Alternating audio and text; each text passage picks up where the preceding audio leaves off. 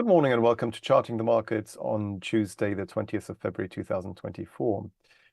The People's Bank of China cut its 5-year loan prime rate by 25 basis points to 3.95% earlier this morning instead of an expected 15 basis point cut.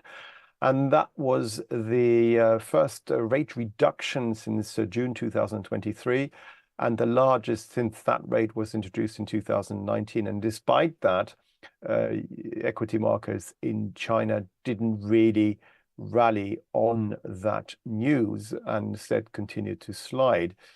And in Australia, we saw the Reserve Bank of Australia publish its minutes of its last monetary meeting for February, in which it stated that it kept a possible rate hike still on the table, but that also didn't really have much impact on the Australian dollar as yet. And we'll look at that currency pair against the US dollar later on as well.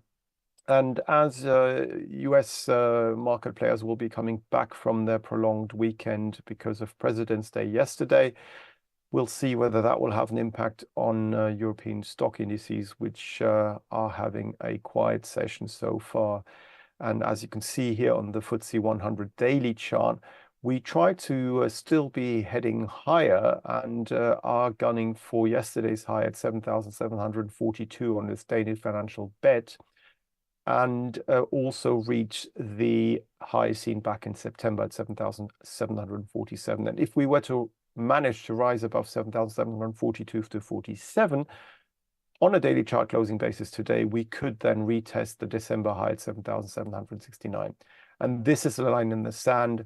If we were to break higher above 7,769, we could head towards the psychological 8,000 mark, but we have so far failed every single time we tried to rise into this resistance zone. As you can see here, going all the way back to July of last year, every time we came into this area, we came off again. But this time around, it looks quite positive because we've seen 4 consecutive days of gains for the FTSE 100. And this, interestingly enough, despite the UK slitting into a recession last week, and this strong growth we've seen in the price of the FTSE 100 had to do with better than expected earnings. We had earnings out earlier this morning also from Intercontinental Hotels, Barclays Bank, and Antofagasta, and basically all of that has led to the FTSE rising so far, and we'll have to see whether that rise will continue in the days ahead or not. What is interesting from a technical perspective is that the previous support line going back to the middle of January, as you can see here, this dotted line acted as resistance yesterday. So that's why I leave my previous old support and resistance lines on my charts, because quite often in the future, they do tend to act as, again, resistance or support. In this case, because it was a support line and it had been broken through, it then, because of inverse polarity, acted as a resistance line yesterday. So that is interesting that this, once again, worked out quite well. Now in France, the CAC 40 is gunning for a new record high. As you can see here, we are currently flirting with last week's high, as seen on Friday at 7,801 on this daily financial bet, and are trying to overcome that high at the moment. And if that were to happen, the next upside target would be the 7,900 mark, and mine up psychological level ahead of the psychological 8,000 area, which is a key psychological resistance. And here the upside momentum should remain in play as long as we stay on a daily chart closing basis above yesterday's low, which was made at 7,728 in very little volume trading. As you can see here, a very small doji candle forming as US markets were shut for President's Day. But the trend is your friend, and that's still pointing higher for the CAC 40 in France. And in the US, the story is slightly different. As you can see here, we started to come off last week ever so slightly and basically slid back towards the October to February uptrend line, which today comes in around 4,976. And we'll have to see whether that can act as support for the S&P 500. Because if it doesn't, we may slip through this long-term uptrend line and fall back towards last week's low at 4,920. And this low is the important low The last reaction low, that is to say a low on the daily candlestick chart, was lower than the one to its left and to its right. If that were to be fallen through on a daily chart closing basis, it could indicate that we are seeing a topping formation in the S&P 500. But as long as we remain above 4,920 on a daily chart closing basis, the medium-term uptrend remains intact. And if we were to rise above last week's high at 5,043 and also 49, we could head towards the 5,100 area in the days and weeks ahead. So right now, technically speaking, very interesting at a crucial level. We'll have to see whether this support at 4,920 holds in the next few days or not.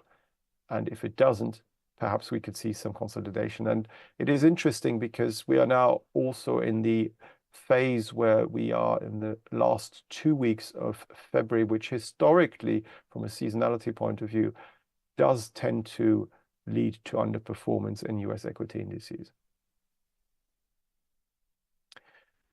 The US dollar has been very quiet of late because of President's Day in the US yesterday. And if you look at the Australian dollar against the US dollar, you can see that we have basically managed to appreciate with regards to Australian dollar versus this weak US dollar. And this also had to do with the Reserve Bank of Australia publishing its February minutes of its monetary meeting earlier this morning, which showed that the central bank still left one more possible rate hike on the cards. And you can see here we are heading towards the red line, the 200-day simply moving average at 65.65. And if we were to manage to rise above that high, that 200-day simply moving average, we could be heading towards the next reaction high here made on the 2nd of February at 66.10. If we were to see a rise above 66.10, because there's very slightly higher, some really more important resistance going back to the late January highs to 66.24, I would like to see a rise above 66.24 before changing my mind from this medium-term downtrend to then a bullish reversal and a bullish uptrend being seen. But short-term, it looks as if we're heading back up towards this 66 area over the next few days, provided we can rise and stay above the red line, the 200-day simply moving average at 65.65. Now, for the bears to be back in control, what we would need to see is a slip through today's intraday low at 65.22, and that could then probably take us back down again towards the 64.69 early February low. But right now, it looks more likely that further upside it is in store for this currency pair. Now, another currency which is interesting at the moment is the Japanese yen, because it continues to depreciate. And last week we saw, like the United Kingdom, the Japanese economy slip into a recession. And you can see here that the yen weakness continues against the euro. As you can see here, the euro is heading higher. And it's interesting because yesterday the Bundesbank, the German Bundesbank, said that Germany is likely already in a recession. But despite that, the euro is still appreciating versus the Japanese yen. And you can see here we're now trading at levels last seen at the end of November of last year, and are heading towards the 163 mark, above which we've got the 24th of November high on this daily financial bet at 163.65, and then also the record high we saw back in November of last year at 164.30. So further upside likely in store now that we've broken through this downtrend line going back to November of last year.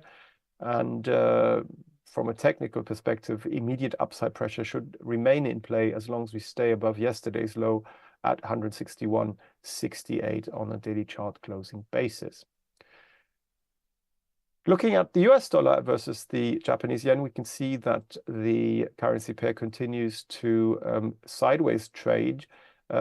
We slowly rose to 150 yen and 43 sen earlier this morning on the back of comments by the Bank of Japan Finance Minister Suzuki, saying that the finance ministers, together with the central bank, will keep a close eye on the Japanese yen, and that it may use different tools in order to perhaps intervene in the currency markets, one of which could be basically selling assets outside of Japan, such as bonds, etc. So we'll have to see what happens there. But at the moment, market players seem to be quite worried about not just the verbal intervention we're seeing at the moment, but perhaps a proper intervention taking shape as we remain around the psychological 150 mark against the US dollar.